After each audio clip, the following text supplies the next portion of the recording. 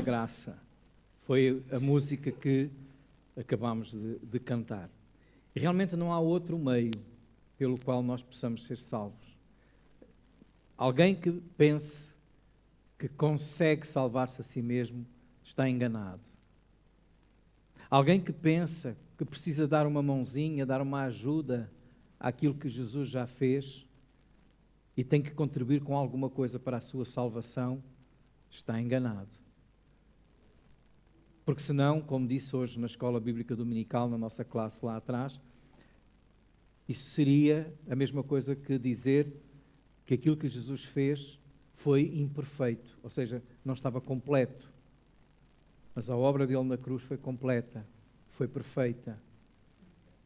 Não precisa de mais nada. A única coisa que nós temos que fazer é aceitar a sua graça. É aceitar pela fé que Jesus é suficiente. Aquilo que ele fez é suficiente. Por isso é que a Bíblia diz que não há outro nome indicado pelo qual nós possamos ser salvos, a não ser por Jesus. É bom podermos entender a letra das músicas que nós cantamos. Nós estamos a falar da graça de Deus. Graça de Deus que nós devemos receber pela fé, crendo que realmente foi assim e é assim que o Senhor planeou a nossa salvação. Por Jesus. Crendo que essa é a grande manifestação do amor de Deus. Porque Deus é amor. E nós, irmãos, hoje vamos continuar a falar sobre 1 de João, que é a carta onde nós temos focado as nossas mensagens nos últimos domingos, e ainda não terminamos. Então, vamos voltar e convido todos a abrirem as suas Bíblias em 1 de João, no capítulo 4, a partir do versículo 7. 1 de João, capítulo 4, a partir do versículo 7. Só para recordar os irmãos, João nesta carta tem como propósito mostrar-nos o que é verdade e o que é falso, o que é verdade e o que é mentira. Ele contrapõe as trevas e a luz, o estar em comunhão com Deus e o não estar em comunhão com Deus, mas sim nas trevas, no mundo. E assim, dessa forma, ele mostra como nós podemos saber se somos dele ou não. Por isso, muitas vezes, ele usa a expressão, nisto conhecemos que estamos nele, nisto sabemos. Ou seja, depois ele explica. É bom ler esta carta, perceber aquilo que João está a explicar e depois fazer uma pergunta pessoal, uma pergunta a nós mesmos. Será que eu sou assim ou não? Será que eu conheço mesmo a Deus? Ele depois dá algumas provas. Há provas doutrinárias, que é a nossa confissão certa em relação à pessoa de Jesus, crendo na sua divindade, crendo na sua humanidade. Há provas mais de caráter social, que têm a ver com o amor ao próximo. Há provas que têm a ver com o nosso conceito e a nossa consciência de quem Deus é, a prova também de como obedecemos ao nosso Pai. E ele aqui começa, no capítulo 4, por dizer, olha, provem ou testem os espíritos. Falámos sobre isso, dizendo, não acreditem em tudo o que ouvem, porque nem tudo aquilo que fala em Deus e em nome de Deus é realmente de Deus. Provem. E uma das provas é aquela, a prova mais sublime, é aquela que nós vamos falar hoje. Já falámos sobre o amor, hoje vamos falar novamente sobre o amor. Ela está no capítulo 4, versículo 7. Esta é a prova cabal de quem verdadeiramente conhece a Jesus. E diz assim, amados, versículo 7, 1 de João 4, 7. Amados, amemo-nos uns aos outros, porque o amor é de Deus. E qualquer que ama é nascido de Deus e conhece a Deus. Aquele que não ama não conhece a Deus, porque Deus é amor. E nisto se manifestou o amor de Deus para conosco. Deus enviou seu Filho unigênito ao mundo, para que por ele vivamos. Nisto está o amor. Não em que nós tenhamos amado a Deus, mas em que ele nos amou e enviou seu Filho para propiciação pelos nossos pecados. Amados, se Deus assim nos amou, também nós devemos amar uns aos outros. Ninguém jamais viu a Deus. E se nós amamos uns aos outros, Deus está em nós e em nós é perfeito o seu amor. Nisto conhecemos que estamos nele e ele em nós, pois que nos deu do seu Espírito. E vimos e testificamos que o Pai enviou seu Filho para Salvador do mundo. Qualquer que confessar que Jesus é o Filho de Deus, Deus está nele e ele em Deus. E nós conhecemos e cremos no amor que Deus nos tem. Deus é amor, e quem está em amor está em Deus e Deus nele. Nisto é perfeito o amor para conosco, para que no dia do juízo tenhamos confiança. Porque qual ele é, somos nós também neste mundo. No amor não há medo. Antes, o perfeito amor lança fora o medo, porque o medo tem consigo a pena, e o que teme não é perfeito em amor. Nós o amamos porque ele nos amou primeiro. Se alguém diz, eu amo a Deus e aborrece o seu irmão, é mentiroso. Pois quem não ama o seu irmão, ao qual viu, como pode amar a Deus a quem não viu? E dele temos este mandamento, que quem ama a Deus, ame também o seu irmão. Este texto que acabamos de ler começa por dizer amados. Amados. Este apóstolo, chamado apóstolo do amor, que é João, ele usa muito esta expressão quando se refere à igreja. Ele amava a igreja, mas ele também lembra com esta expressão que Deus nos ama. Nós somos amados, amados por Deus. E ele diz, amados, amemo-nos uns aos outros. Aqui temos o mandamento. E termina esta parte com a lembrança deste mandamento. Versículo 21. E dele temos este mandamento, que quem ama a Deus, ame também a seu irmão. Isto é uma repetição daquilo que ele já tinha ensinado antes, no capítulo 3. Se os irmãos forem ao capítulo 3, no versículo 11, ele já diz, esta é a mensagem que ouviste desde o princípio, que nos amemos uns aos outros. E no versículo 23 do capítulo 3, o seu mandamento é este, que creiamos no nome de seu Filho Jesus Cristo e nos amemos uns aos outros, segundo o seu mandamento. Por que é que há esta insistência no amor a Deus e no amor uns aos outros? No amor entre os crentes, entre os irmãos, no amor ao próximo. Ele diz, amados, voltamos agora ao texto, versículo 7, amados, amemo-nos uns aos outros, porque, aqui está a razão, porque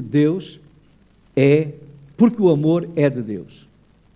O amor é de Deus. E qualquer que ama é nascido de Deus e conhece a Deus. Aquele que não ama, não conhece a Deus. Esta é a grande prova. A grande prova que alguém pode dar do seu novo nascimento é a prova do amor. Jesus disse um dia a Nicodemos, um homem religioso, um homem com estatuto social elevado, um homem com uma sabedoria como muitos poucos tinham, um príncipe entre os judeus. Quando ele foi ter com Jesus, a primeira coisa que Jesus disse e onde ele focou foi: é necessário nascer de novo. É necessário nascer de novo. Ele não entendeu, mas Jesus disse: este é o nascimento que vem do Espírito. É nascimento espiritual. Não adianta ir à igreja, saber a Bíblia de cor, participar em todas as atividades e até servir em muitos ministérios. Não adianta ter muitos dons, muitas capacidades, muitos talentos. O apóstolo Paulo diz que podemos ter tudo isto, mas se não tivermos amor, isso de nada aproveita. Porque aquilo que vai provar que nós realmente temos um coração igual ao do Senhor é o amor. Nós cantamos uma música que diz: dá-me um coração igual ao teu. Lembram-se dessa música? Dá-me um coração igual ao teu. Deus, o amor é coisa de Deus, porque Deus é amor, diz aí. Qualquer que ama é nascido de Deus e conhece a Deus. Aquele que não ama não conhece a Deus, porque Deus é amor, diz o versículo 8. O versículo 7 diz: o amor é de Deus. O versículo 8 diz: Deus é amor. Ou seja, o amor é assunto de Deus. O amor é coisa de Deus. Como dizem os nossos irmãos brasileiros, amor é o negócio de Deus. Não é? Deus é amor. E se nós não tivermos amor, isso de nada aproveita. Porque aquilo que vai provar que temos um coração igual ao de Deus é se nós amamos uns aos outros. Não confundir amor com beijinhos e abraços. Às vezes, simpatia. Não confundir amor com isso. O amor que comprova o novo nascimento tem como padrão o amor de Deus. Porque Deus é a fonte de amor. Diz o versículo 7, qualquer que ama é nascido de Deus e conhece a Deus. Então, se nasceu de novo, isso é mostrado pelo amor. Mas um amor igual ao de Deus. Porque o amor é de Deus, porque Deus é amor. E como é que é esse amor igual ao de Deus? Se Ele é a fonte de amor, o amor de Deus é um amor sacrificial. É um amor que levou a entregar o seu Filho para conosco.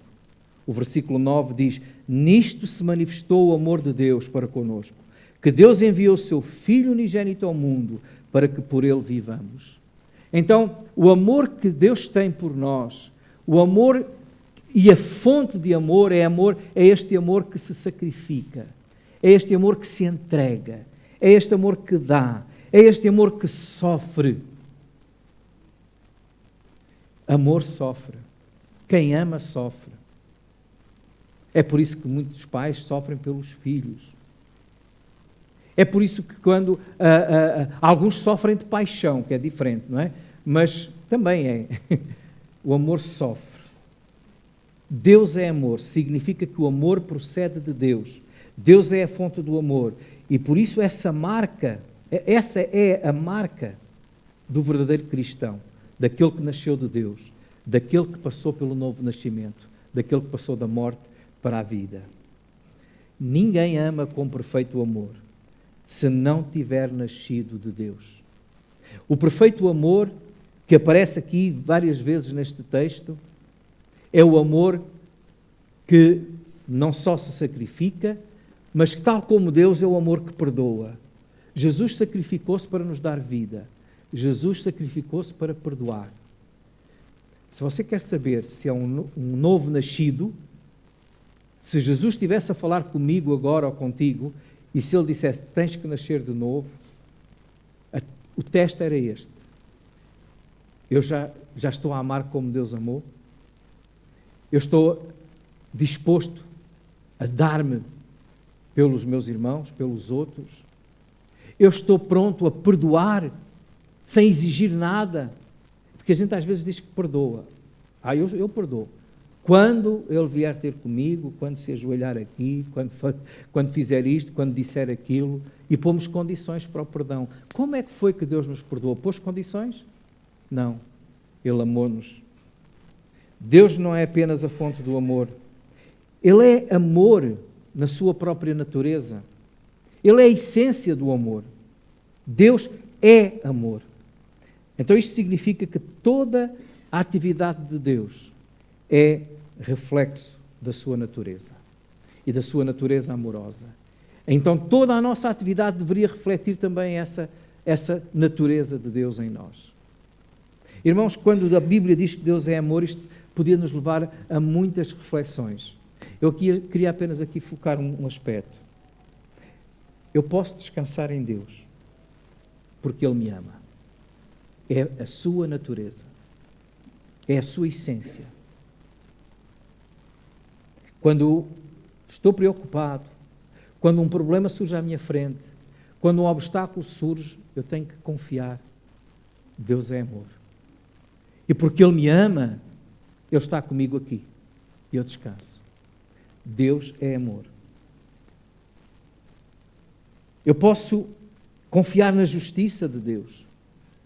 Porque às vezes há quem não consiga conciliar amor com justiça. Mas nós podemos confiar que a justiça, a correção de Deus, a sua vontade, o seu propósito para a minha vida, tudo é realizado sem contradizer este seu atributo, o amor. Então, eu não devo ficar inquieto, porque Deus é amor. Ele julga com amor e ama com justiça, porque Deus é amor. Eu não devo ficar inquieto.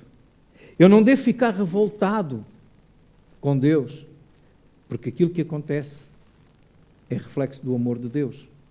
É o amor de Deus. Às vezes nós não gostamos de um momento, alguma coisa, e ficamos revoltados contra Deus. Se Deus me amasse, não fazia isso. Não duvide. Deus é amor, portanto não fique revoltado.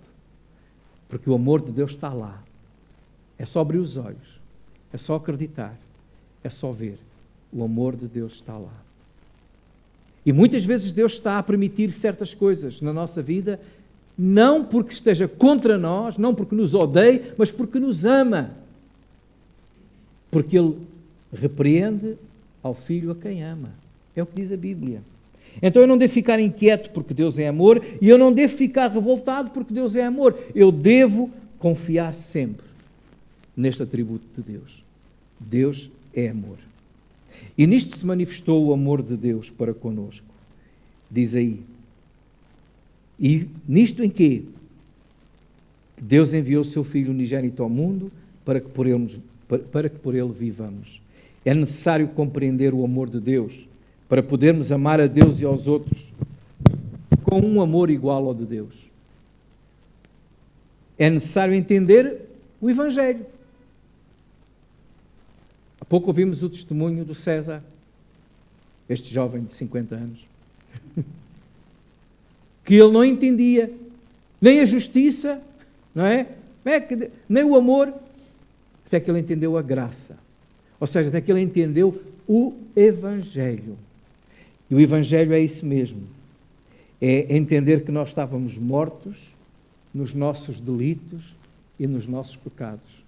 É entender que nós não podíamos fazer nada para sair debaixo da ira de Deus que pesava sobre nós.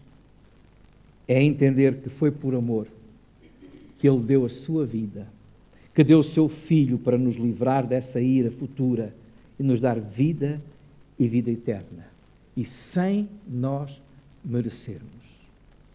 Deus prova o seu amor para conosco em que Cristo morreu por nós, diz Romanos capítulo 5, versículo 8, sendo nós ainda pecadores, estando nós de costas viradas para Ele. Portanto, se alguém está aqui hoje a ouvir-me, que tem duvidado do amor de Deus, que tem duvidado que tanta coisa me acontece, se Deus me amasse isto não acontecia, que se tem revoltado com as coisas que lhe acontecem na sua vida, descubra o porquê, mas veja em tudo, lá está o amor de Deus, porque Deus é amor. Ele enviou o seu Filho ao mundo para que por ele possamos viver. E nisto está o amor, diz o versículo 10. Não em que nós tenhamos amado a Deus, mas em que Ele nos amou a nós e enviou o seu Filho para propiciação pelos nossos pecados. Como já disse há pouco em Romanos 5,8, sendo nós ainda pecadores, Ele provou o seu amor para connosco. E para nós nascermos de novo, é preciso reconhecer o nosso pecado. É preciso reconhecer a grandeza do nosso pecado. Porque só entendendo a grandeza do nosso pecado, nós entendemos a grandeza do amor de Deus. Os irmãos recordam-se daquele episódio em que Jesus foi convidado para um banquete, para um jantar, está à mesa, e chega uma mulher aos seus pés chorando. Ela vai molhar os pés. Jesus disse, ela lavou os pés, lavou os meus pés com as suas lágrimas, enxugou com os seus cabelos. Jesus foi criticado por permitir que aquela mulher estivesse a chorar aos seus pés. E Jesus, no diálogo, acaba dizendo isto lá em Lucas, no capítulo 7 e no versículo 47.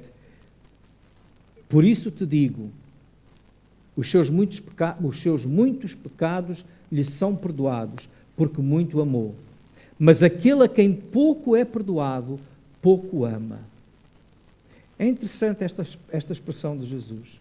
Aquele a quem pouco é perdoado, pouco ama. Ou seja, Deus perdoa mais a uns que a outros? Perdoa muito a uns e pouco a outros? Não. Não. Quem é que é muito perdoado? É quem é muito pecador. E quem eu preciso de reconhecer que sou muito pecador. Porque há pessoas que dizem, eu não faço mal a ninguém, não é? Eu não faço mal a ninguém. Eu não sou, até nem sou assim um grande pecador. Olha, aquela pessoa que pensa assim, se você que me está a ouvir pensa assim, eu não sou um grande pecador, você nunca vai amar muito a Deus. Porque o seu amor a Deus vai ser na proporção do seu reconhecimento do pecado. Se eu reconheço que sou muito pecador, eu reconheço que fui muito perdoado. Então o meu amor a Deus vai ser muito grande. Se eu acho que sou um pouquinho pecador, pequenino, sou um pecadorzinho, então o perdão que eu recebi também foi um perdãozinho. Então o amor que eu vou ter a Deus também vai ser um amorzinho. Agora, quando eu reconheço que sou muito pecador e que fui muito perdoado, eu vou amar muito. A proporção daquilo que eu sinto em relação a mim vai revelar aquilo que eu vou fazer. Quem não entende o Evangelho, quem não entende que estava condenado, perdido, que é mesmo muito pecador, não consegue nascer de novo porque acha que não precisa. E quem não nasce de novo não é perfeito no amor de Deus, não é perfeito nem no amor a Deus e nem no amor aos outros. Por isso, a primeira coisa que nós destacamos aqui neste texto é esta. O amor é a prova do nosso novo nascimento. O amor que nós temos a Deus e o amor que temos aos outros, a maneira como nós vivemos o amor de Deus em nós, é a prova do nosso novo nascimento, ou seja, da nossa verdadeira conversão. Porque aquele que se converteu mesmo, aquele que nasceu de novo, esse ama muito a Deus, porque reconhece que foi muito salvo, foi uma salvação enorme que ele recebeu, vinda de Deus pela graça. Quem não acha assim, não pode nascer de novo. Por outro lado, nós vamos continuar e vamos ver aquilo que aqui diz também que nos versículos seguintes, versículo 11, amados, se Deus assim nos amou, também nós devemos amar uns aos outros. Ninguém jamais viu a Deus. E se nos amamos uns aos outros, Deus está em nós e em nós é perfeito o seu amor. Aquele que entende, irmãos, o amor de Deus e crê nele, agora deve manifestá-lo. O mundo não conhece a Deus, o mundo não vê Deus, mas ele pode ver através de nós. Então o amor e a maneira como nós vivemos o amor de Deus é o melhor testemunho da nossa fé. O amor é a prova do nosso novo nascimento. Em segundo lugar, aqui nos diz que o amor é também o testemunho, a melhor maneira de testemunharmos da nossa fé. O que é que adianta eu dizer, eu sou uma nova criatura, a minha vida foi transformada por Jesus, mas os meus vizinhos sabem que eu desprezo aquele, odeio o outro. O amor é o melhor testemunho da nossa fé. Aquele que entende o amor de Deus e crê nele deve manifestá-lo. O apóstolo Tiago, ele diz que a fé sem obras é morta, ou seja, não existe. E as obras são a prática do amor. Então o amor prova que temos uma fé genuína, que a nossa fé existe mesmo. Porque senão, sem amor, a fé é morta. não é que mata a fé, é que não existe. Porque quem tem fé em Cristo, naquilo que Ele fez, esse manifesta por amor. No mundo incrédulo em que nós vivemos, a prova mais convincente que nós podemos dar sobre a existência de Deus é uma vida em amor. A nossa fé mostra que nós fomos alcançados pelo amor de Deus e que vivemos o amor de Deus.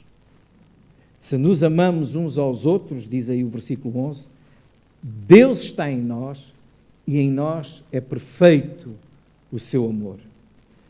O amor tem sido apresentado como uma prova de que nós estamos nele e de que ele está em nós, que nascemos de novo, que somos novas criaturas.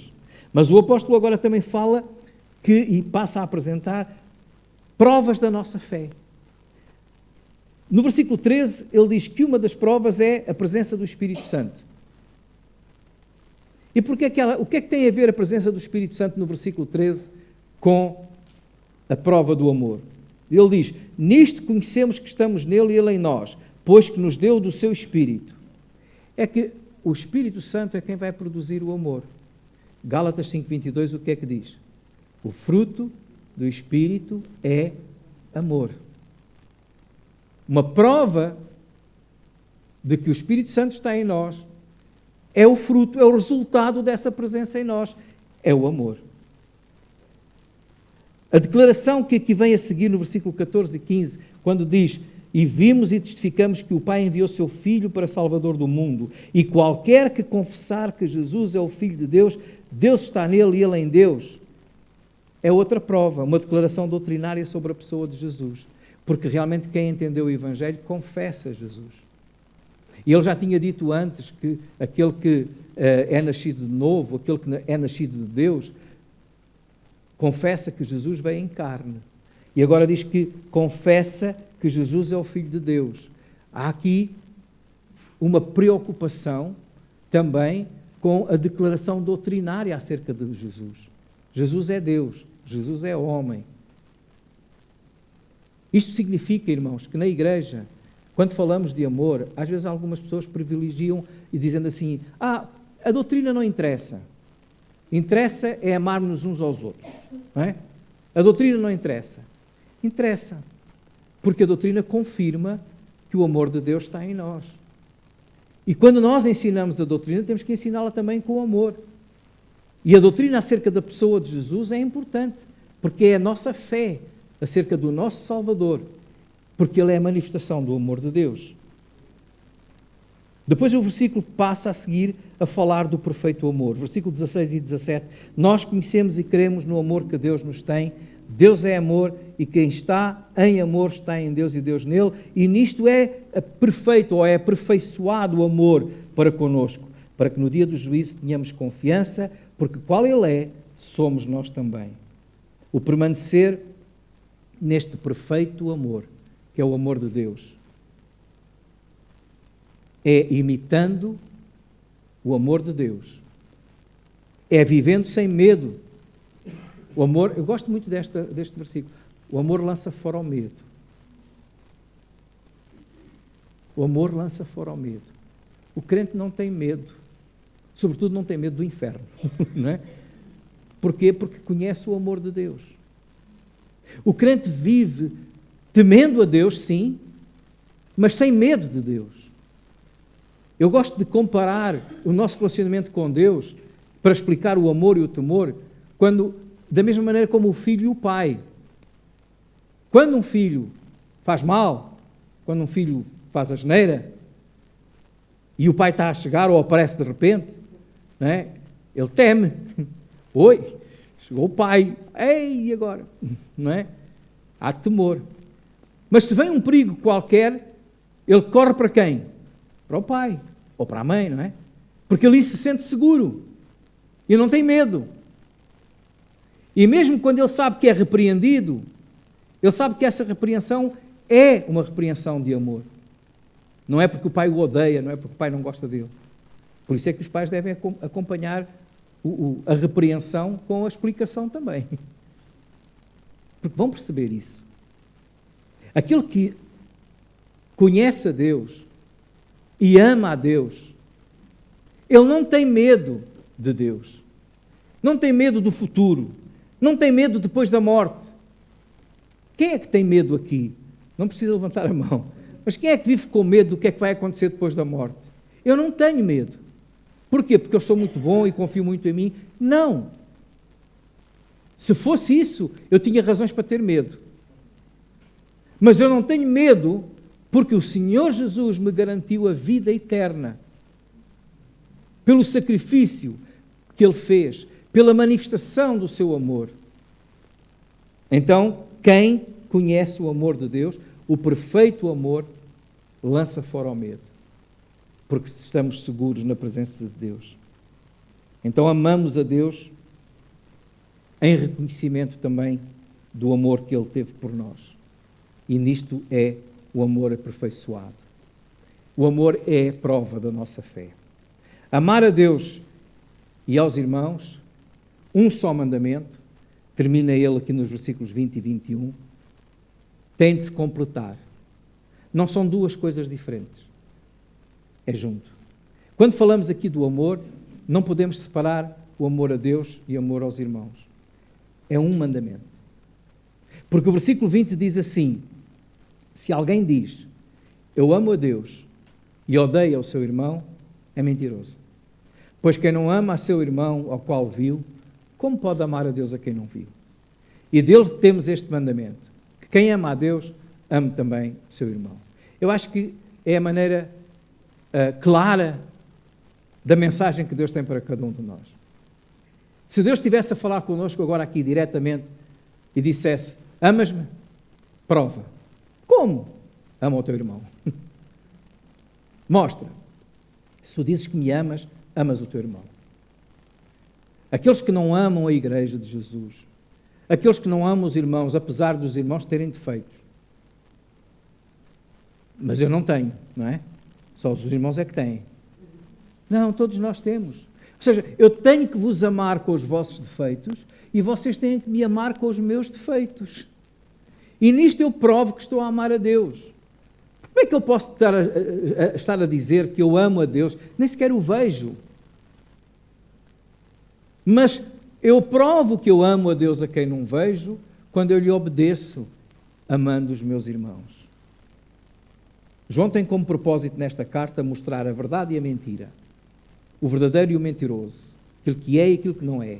E agora ele diz, é mentiroso aquele que não ama o seu irmão e diz que ama a Deus. É mentira. É muito mais fácil nós amarmos quem vemos do que quem não vemos, e Deus não vemos. Por isso, apregoar que se ama a um Deus invisível, sem que essa afirmação venha acompanhada de ações reveladoras do amor de Deus, isto amando os irmãos, à sua igreja, se nós não fizermos isso é mentira. Então, a maneira prática de vivermos o perfeito amor, o amor perfeito de Deus, é amando-nos uns aos outros.